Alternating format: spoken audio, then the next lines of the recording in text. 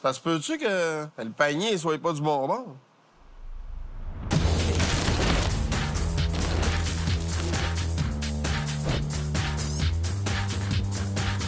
Cette émission vous est présentée par Hagerty Assurance. Conduisons ensemble. Et par Napa Pièces d'auto. Les pièces, on connaît ça. Bon, chez NS, enlever un moteur puis une transmission conventionnelle puis en remettre un autre, là, il n'y a rien là pour eux autres, là. Pas plus compliqué que de travailler sur la carrosserie de l'auto. Par contre, là, on arrive avec un défi. C'est pas un moteur, c'est pas une transmission, c'est une batterie qu'il faut mettre dans le devant.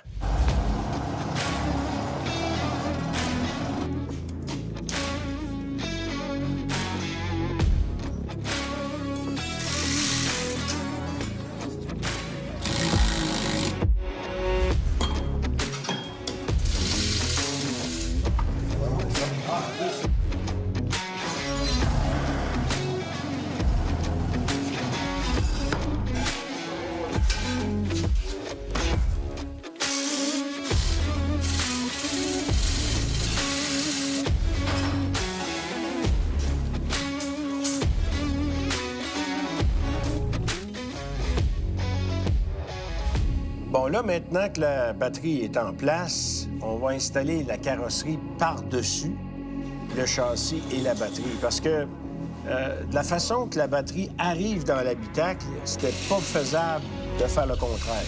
Trop complexe à cause du poids de la batterie. Donc, on est allé avec le plus simple. La batterie est en place, au bon endroit. Maintenant, on va descendre la carrosserie sur le châssis pour s'assurer que les deux composantes s'intègrent bien ensemble et au bon endroit.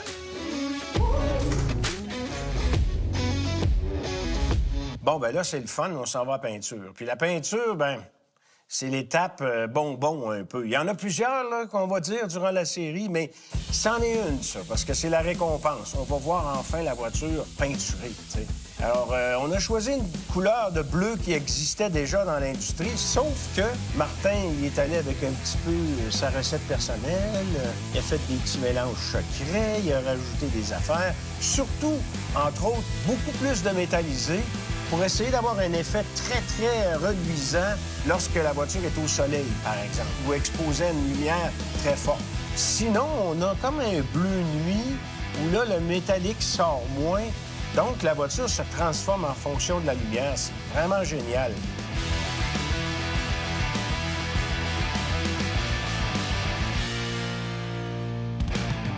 Là, on s'enligne pour aller finaliser l'intérieur chez Jean-Pierre. Puis, de mon côté, j'essaie d'aider Jean-Pierre là, à faire certaines étapes, comme là, le moulage de l'intérieur de la porte. Nous autres, on a eu un petit cours, on a vu qu'est-ce que l'intérieur aurait l'air, un petit peu à l'avance, parce qu'il faut comprendre qu'il y avait des choses à préparer, des pièces à commander. Ça fait qu'on a ici un beau petit croquis de qu'est-ce que l'intérieur va avoir de l'air. C'est pas le résultat final, sauf que c'est assez clair pour pouvoir designer l'intérieur de la porte. T'sais. Fait qu'à partir de ce croquis-là, ce qu'on a fait, bien, dans le fond, on fabriqué notre patron de carton, comme on fait toujours. On part toujours avec du carton, c'est plus facile à modifier. Fait qu'on est venu un petit peu reproduire le dessin de Carl-André, tout en essayant de conserver l'appui-bras d'origine pour se simplifier un petit peu la vie. Fait que ce qu'on a fait, on s'est refait un fond en maçonnerie. On a réutilisé l'appui-bras d'origine qu'on a modifié un petit peu. Puis suite à ça, bien, il fallait faire un genre de fourre-tout, si on veut, dans le bas de la porte ici, selon le dessin. Fait que ça, bien, on l'a fabriqué en 3-4 composantes. Fait que ce que ça donne au final, une fois sculpté, parce que par la suite, dans le fond, on met de la mousse d'isolant.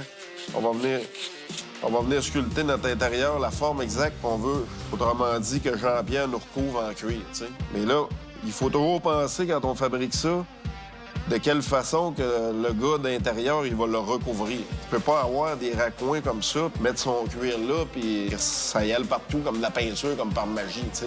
Fait que, tu sais, le dessus du fourre-tout ici, bien, c'est comme un panneau séparé. Fait que donc, ça va être comme un intérieur de porte en 3 composantes. Puis ça va être plus facile pour Jean-Pierre de recouvrir les composantes pour ensuite l'assembler. C'est une façon de faire des intérieurs de porte moulés. Il y en a plein d'autres. Avant de mettre le cuir, tu sais, Tiggy, il va remettre du fibre de verre, puis tu sais, on va remettre ça encore plus beau que ça. Puis après ça, ben, ça va être prêt pour aller voir Jean-Pierre avec ça pour recouvrir avec le cuir blanc et gris du véhicule. Ça, c'est la console qu'on a faite en carton à partir du dessin de Carl-André, qu'on a mis le plus exact possible. Puis là, on reproduit ça en acier, assez épais pour que ça aille du corps, parce que ici, ça va être notre écran qui sert à faire avancer la voiture. Puis, autrement dit, les lettres de parc, reculons, nœud de drive sont là. Fait que ça, autrement dit, ça s'en vient se positionner ici, sur penture, que Balcon va confectionner tout à l'heure. Puis, il faut qu'elle soit pivotante comme ça, de façon à ce que le conducteur voie très bien son écran. Puis, il faut que ça soit quand même assez rigide aussi, parce que lors de l'accélération, il ne faut pas qu'elle nous referme d'en face. Il faut se mettre des stoppers, puis il y a quand même passablement de temps à mettre là-dessus. Puis en plus, ben, c'est une petite bidule à 5000, fait qu'il fait attention, t'sais. Là, je trace toutes mes... parce que les deux côtés sont pas pareils, fait que c'est important d'aller gauche-droite. Par la suite, je vais venir faire mon fond, puis les courbes, on assemble ça, puis le tour est joué. Prêt pour la peinture.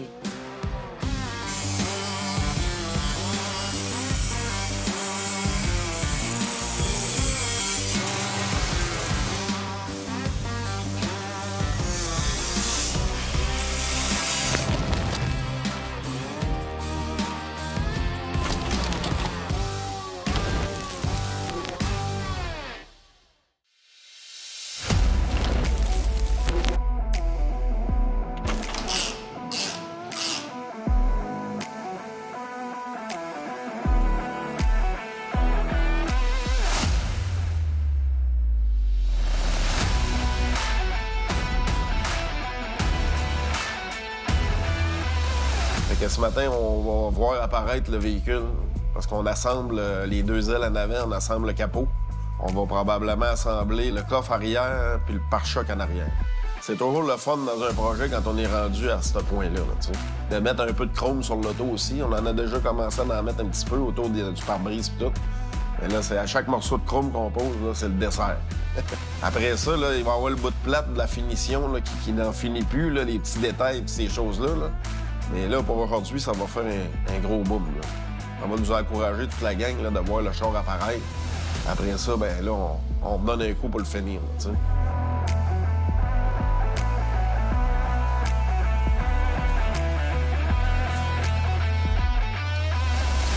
Parler notre unit d'air climatisé, normalement, là, c'est plus centré dans le véhicule comme ça, tu sais.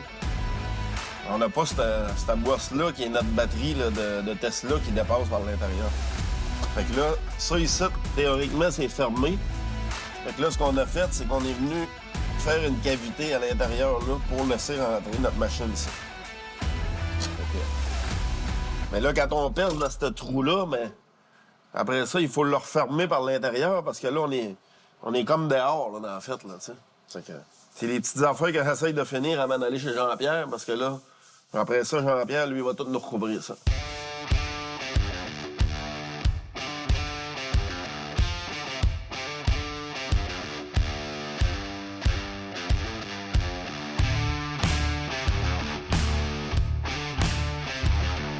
Prends ton temps, Tigui, ça presse pas, prends tout. C'est ça que je fais.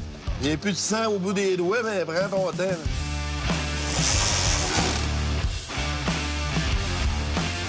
On n'est pas plein le doigt. Pas si pire. Faut rien qu'il avance. Une demi, ça. Ça, il faut qu'il rentre un peu. Ouais, faut qu'il avance par là.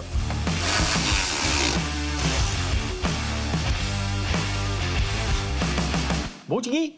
Là, on va tasser carré. Oh, beau, ça.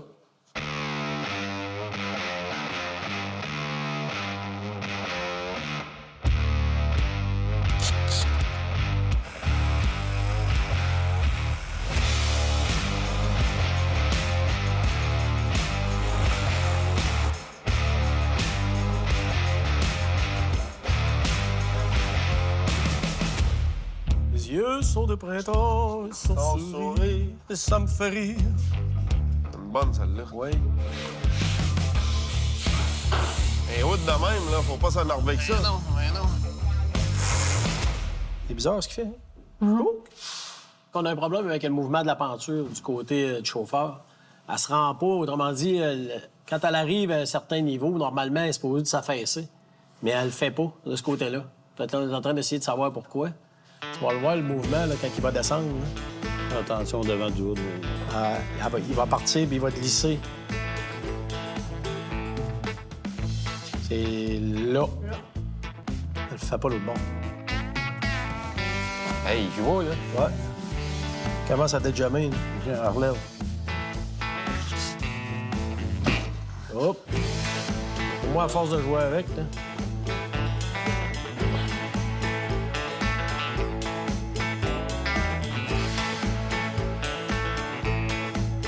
Ici, on a le pare-choc d'en avant. Ça, c'est la partie centrale. Puis ici, c'est les deux coins. Les deux coins de pare-choc. Là, comme on peut voir, ici, la partie est en rond.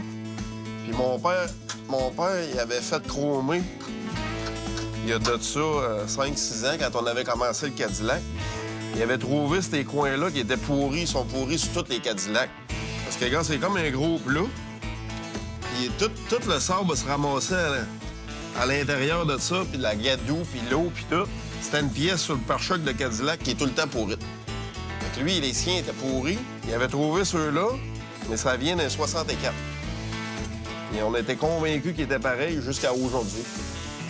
Il y a une petite différence dans la curve ici. Le bumper du 63, il est rond comme ça. Et le bumper du 64, il y a comme une pointe dedans. Fait que là, on a un petit problème. J'ai appelé mon fournisseur, là, puis là, il est sur le dossier pour trouver 2 coins de pare-choc de 63. Mais un coup bien mal pris, ce qu'on pourrait faire, c'est modifier la tâche ici pour la faire fitter avec ça. Mais ça l'implique de faire de la soudure, puis il va falloir qu'il retourne au chrome anyway, t'sais. Mais ça l'implique que là, on peut pas monter le bumper tout de suite.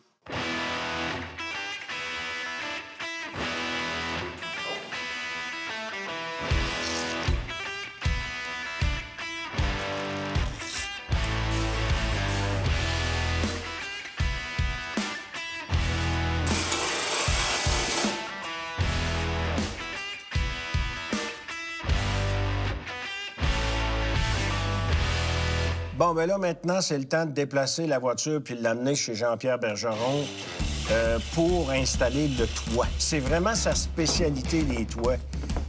Il en pose beaucoup sur un paquet de voitures de collection. Il est connu à l'échelle provinciale pour ce talent-là spécifique.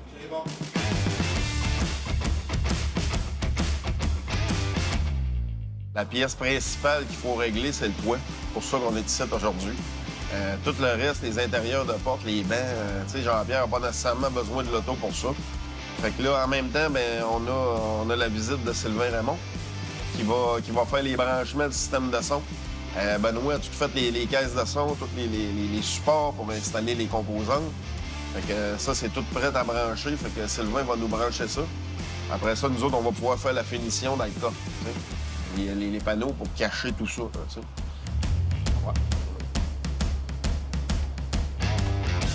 Ça nous prend la mesure pour pouvoir savoir la vitre, comment est-ce que la façon qu'elle va être installée.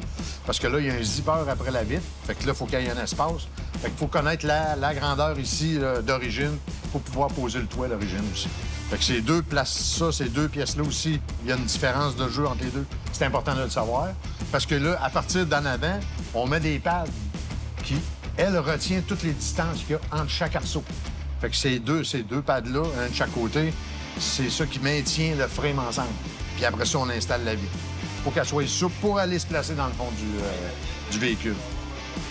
Puis en même temps, bien, on va poser un panier. Il y a un panier de finition là, qui vient ici. Ça, c'est la première chose qu'il faut poser. On peut vérifier, voir si le toit est bon. Tu vois? Il est court, hein, par là. OK. J'ai vu l'équipement que notre partenaire Fortin Radio nous a conseillé d'installer, qui me rend assez jaloux, je te dirais. Là. Ça va être plus qu'intéressant.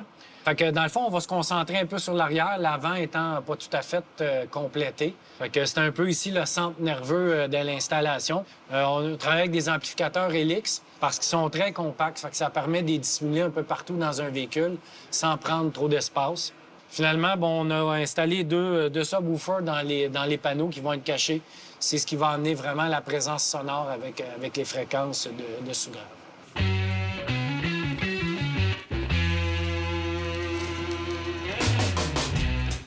Je suis en train de protéger la vitre parce qu'on va travailler autour de la vitre. Fait que ça prend un pot. Quand c'est un mica comme ça, là, c'est facile à graffiner. Il faut qu'elle soit protégée pour pas qu'il y ait de graphing. On voit les plastiques de garage dans des toiles de garage ou des choses comme ça, puis c'est du 20 gauge qu'ils appellent, ou des toiles de bateau, les vitres de bateau, c'est du 20 gauge. Ça, c'est du 40 gauge, fait que c'est beaucoup plus épais, puis c'est plus résistant, puis c'est fait pour l'hiver aussi, là, si des fois il y a des froids, puis tout ça. Fait que c'est une vitre qui est très résistante, t'sais. Sauf les graphiques. C'est facile à graphiner.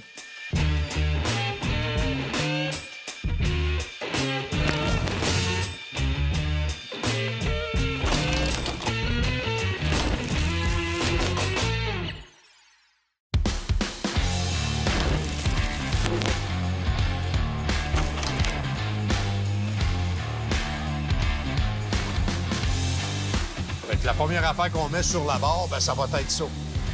Fait qu'après ça, ben, ça va être... Ça, c'est le panier, puis ça accroche en arrière du banc. OK. Fait que ça, c'est la pochette. Là, on va l'installer. Après ça, on va voir qu'est-ce que ça donne sur la barre. OK? Puis après ça, on va installer notre vitre. Okay? Ben, nos pads. Il faut installer nos pads parce que la vitre va par-dessus les pads.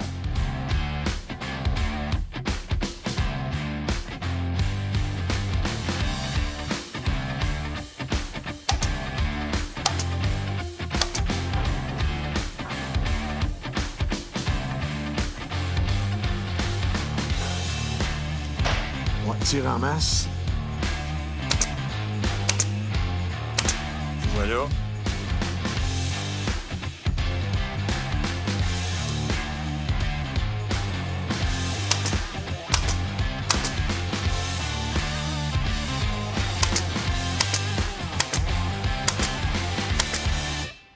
C'est magnifique. C'est beau, c'est beau, c'est beau. Parfait.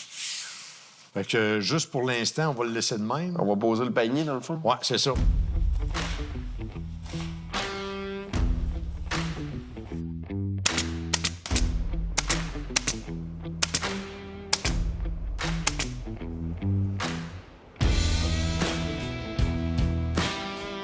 Ah, ben tout est petit guidou.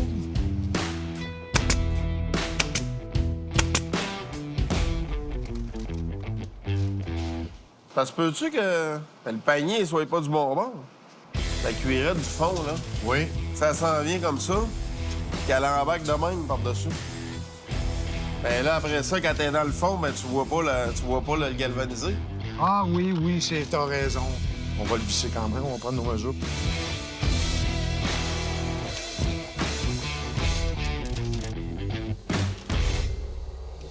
Cette toile-là, on l'a vouée dans le char quand le toit est fermé. Oui. En arrière du dossier.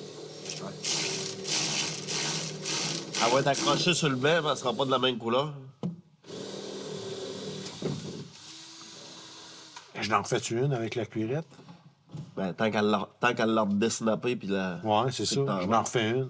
Hein? Je sais pas, je te lance ça. Oui, oui. Ben, t'as une bonne idée. Puis on en connaît un qui va dire qu'il sera pas content. Tu le connais, toi aussi? Ben oui, oui. OK.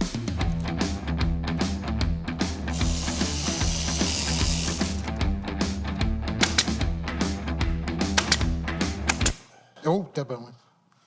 Il me semble que t'étais proche de mon passé pouce. proche de ton doigt. Mon jambe.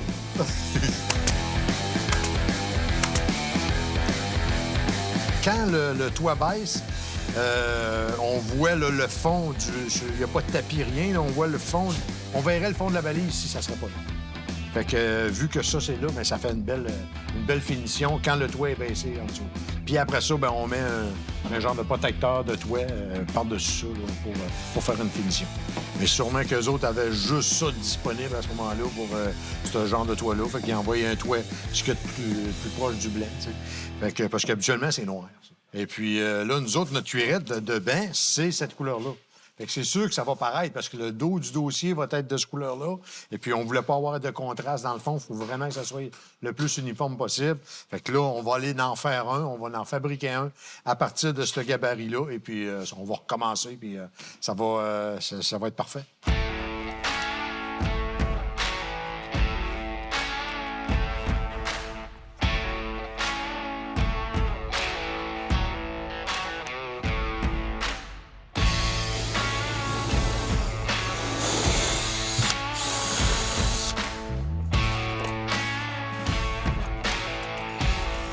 Ah non, l'air facile, hein? Eh oui, c'est simple. Moi, ça.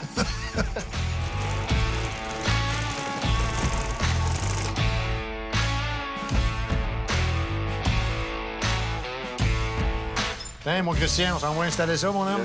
Oui. Parfait. Ça va être parfait.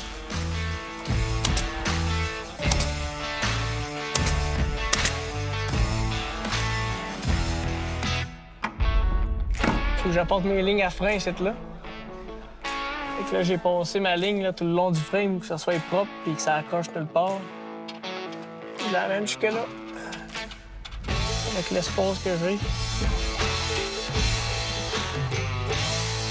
Fait que là, ben, je fais juste un petit test pour voir qu'on a bien du courant qui arrive. Fait que j'ai du courant via les fusibles pour tous les circuits. Même chose ici à l'amplificateur, puis également au processeur ici. Donc, ça me permet de valider que mes grandes puis tous mes courants sont fonctionnels. Si vous avez remarqué, on a passé d'un côté du véhicule tout ce qui est le signal qui va arriver du radio et d'un autre côté, notre fil de courant. Fait que c'est important de les séparer. On ne va pas les passer ensemble parce que sinon, le fil de courant va envoyer des interférences dans le signal du radio. Fait que d'un côté, on passe tout ce qui est courant et de l'autre côté du véhicule, tout ce qui est signaux. Tu sais, ils ont mis du dynamate partout dans le véhicule. Ça va permettre d'isoler tous les bruits ambiants parce qu'on n'aura pas de moteur V8 qui va cacher un peu tout. Fait que ça va isoler les bruits ambiants, puis ça améliore beaucoup la qualité sonore.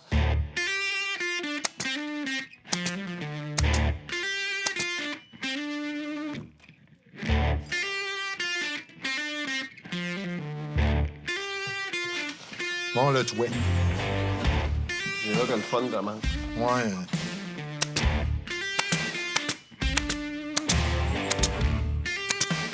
On a installé la vitre, on a installé les pads, on a installé le panier arrière, puis on a même changé la couleur du panier parce qu'elle ne fitait pas avec l'original. Fait que là, on est en train d'installer le toit. C'est sûr qu'il y a plusieurs ajustements à faire quand on fait ça. Puis après ça, on tombe dans l'ajustement des robbers, l'ajustement des vitres aussi. Quand on va réinstaller les vitres, il va falloir réajuster les vitres en conséquence du toit. Puis ça va faire un toit parfait.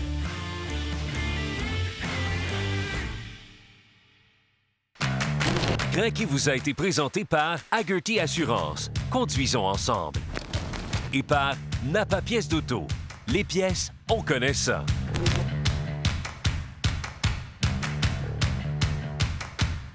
La technologie qu'on a à bord de cette voiture-là est vraiment exceptionnelle. Et là, il faut que tout fonctionne en harmonie. Puis c'est le défi que les gars ont à relever actuellement. Qu'est-ce qui se passe avec ça? Bienvenue tout le monde à ce lancement de la deuxième voiture pour l'émission Crinqué.